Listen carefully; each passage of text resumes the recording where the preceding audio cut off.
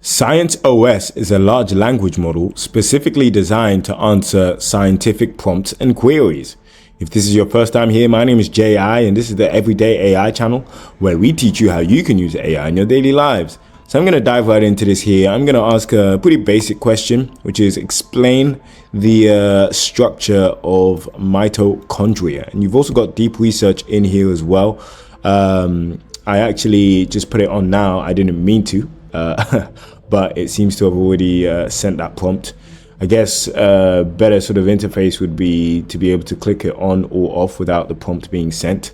But seeing as this is already done now, I wasn't planning on making this video take long. But I guess what I'll do is I'll wait for this to generate the research report, and then we'll come back and see what it's given us.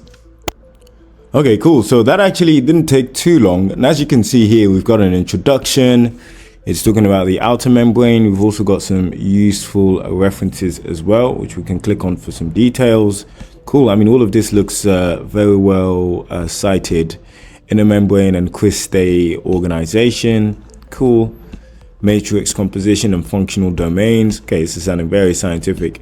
I'm just going to say, explain this all to me like I'm 18 years old. So use a bit more simple. I'm actually pleased to announce I've launched one of my first digital products, which is a 7-day prompting ebook. I've called it Perfecting Prompts, and it's essentially a 7-day crash course on how you can improve your prompting so that you can supercharge your productivity. So what I'm going to do is I'm going to leave the link to Perfecting Prompts below. I put in a lot of work into it, and in there I actually include some frameworks that I teach to global corporations. Definitely check it out. Language. Okay, cool. So what are mitochondria? Powerhouses of the cell. Cool. How they built. Outer membrane, intermembrane, and then inner membrane. Matrix, ingredients, mixing.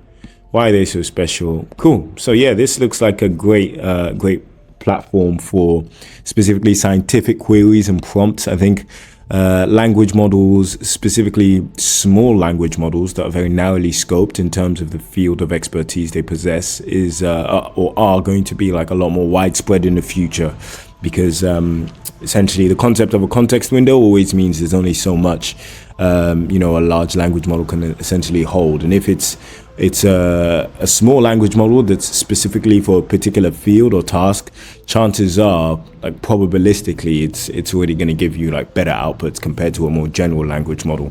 So definitely check this out if you think it would be useful for you.